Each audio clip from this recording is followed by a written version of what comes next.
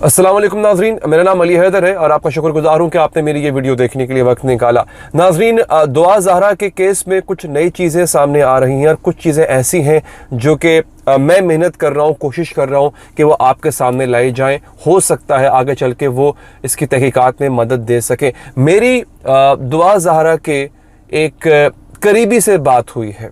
मैं ना रिश्ते का नाम लूँगा, ना मैं किसी और हवाले से कोई हिंट दूंगा किससे बात हुई है। अलबत्ता अगर आप मुझ पर यकीन करते हैं तो ये यकीन कीजिए कि मेरी बात हुई है दुआ ज़हरा के एक बहुत ही करीबी से, और उन्होंने मुझे जो चीज़ें बताई हैं वो बड़ी हैरान कुन है, वो बहुत हैरान कुन है। और जो शक मेरा था, शुरू दिन से मेरा ये शक था कि नहीं, इस बच्ची को देख के लगता है कि ये बच्ची जो है, ये जो कुछ कह रही है, जो कुछ कर रही है, वो अंडर प्रेशर कर रही है।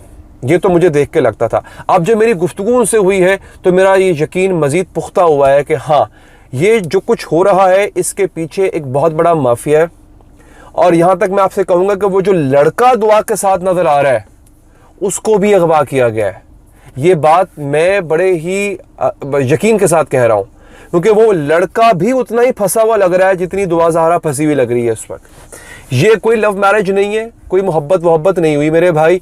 साफ नज़र आ रहा है कि किस तरह से दुआ ज़हरा को फंसाया गया है और वो जो कुछ कह रही है वो अंडर ड्यूरेस यानी दबाव में कह रही है। मैंने इससे पहले भी एक वीडियो बनाई थी जिसमें मैंने उसकी दुआ की वीडियोस का चट्टा कट्टा खोला था, और मैं इस वीडियो में भी आपको वो वीडियो दिखाऊंगा जिसमें नज़र आ रहा है कि दुआ ज़हरा जो कुछ कह रही है स्क्रिप्टेड कह रही है। लेकिन उससे पहले मैं आपको ये बताता हूँ कि ये माफिया है क्या और मेरी दुआ ज़हरा के करीबी से मुलाकात जो गुफ्तगू है वो क्या हुई, बात क्या हुई। नाज़रीन, दुआ ज़हरा के उल्टा बाप पे पर्चा कराने की कोशिश की गई है। अभी जब मैं वीडियो बना रहा हूं तो हो सकता है पर्चा हो चुका हो, लेकिन दुआ ज़हरा के बाप पे पर्चा कराने की कोशिश की गई है। किस बात का पर्चा कराने की कोशिश की है कि दुआ ज़हरा को मारते थे, दुआ ज़हरा के शौहर को दुआ ज़हरा के वालिद ने धमकियां दी हैं, इस चीज़ का पर्चा कराया जा रहा है। और बाकायदा दुआ ज़हरा के वालिद तक धमकियां पहुंचाई जा रही हैं कि अगर तुम पीछे नहीं हटे, अपनी बेटी से दस्तबरदार नहीं हुए तो हम तुम्हारा नुकसान करेंगे। यहां तक ये बात मुझे अंदर से पता चली है वो ये है। और दूसरी अहम बात नाज़रीन ये है कि दुआ ज़हरा की मुझे यूं कह लें कि उनके जो फैमिली लाइफ है उसका कुछ हद तक मुझे पता चला, तो वहां से अंदाज़ा हुआ कि ये जो बातें फैलाई जा रही हैं कि दुआ ज़हरा को मारा जाता था, ज़दोकोब किया जाता था। मैं दुआ ज़हरा का लाइफस्टाइल देख के हैरान रह गया कि जिस बच्ची का ये लाइफस्टाइल हो, उसको पेरेंट्स ने, उसके वालिदैन ने इतने नाजो नखरे से रखा हो, कैसे मुमकिन है कि वो उसको मारते पीटते होंगे। हाँ देखिए, औलाद है और माँ बाप का इतना हक होता है कि वो डांट डपट कर दें किसी ऐसी बात पे जो गलत है, या अगर वो मार भी दें, एक हाथ लगा भी दें, तो यार वो माँ बाप है, कम ऑन। मैंने उस करीबी के जरिए दुआ ज़हरा के लाइफस्टाइल में झांक के देखा। उसका लाइफस्टाइल बता रहा है दुआ ज़हरा का कि यार नहीं, ऐसा नहीं है, ये तो बड़े नाज नखरे से रखी हुई बच्ची है। और अगेन मैं आपको एक और बताता हूँ, देखिए या इस बात पे आपने मुझे गलत नहीं लेना, मैं माशरे की बड़ी तल्ख हकीकत आपको बताने जा रहा हूँ, क्योंकि यह कोई फिल्म नहीं चल रही है, किसी मूवी का सीन नहीं है कि जहाँ पे जनाब मालकन को अपने ड्राइवर से प्यार हो गया। मूवीज़ में ऐसा होता है, हकीकत में बहुत कम कभी ऐसा देखा गया है। दुआ ज़हरा ने जिस तरह से आप उसका लाइफस्टाइल था ना, उसके अंदर जो है वो हिजाब और ये नहीं था। अब क्या हो रहा है कि अब वो बैठी भी नज़र आ रही है आपको मुसलसल एक ख़ास किस्म के हिजाब के साथ। मैं ये नहीं कह रहा कि वो अगर हिजाब कर रही है तो गलत कर रही है, मैं आपको डिफरेंसेस बता रहा हूँ। इसमें आपने इसको मजहबी हवाले से लेके नहीं बैठ जाना, इधर गौर कीजिएगा। डिफरेंस बता रहा हूँ कि वो बच्ची दुपट्टा भी नहीं लेती थी और वीडियोस में वो आपको प्रॉपर हिजाब में नजर आ रही है। एक दूसरा ये कि उस बच्ची का लाइफस्टाइल जो मैंने देखा है ना, उसका आधे से ज्यादा खानदान बाहर रहता है, यूके में रहता है, वेस्टर्न कंट्रीज में रहता है, उसका पूरा ननिहाल बाहर रहता है दुआ ज़हरा का।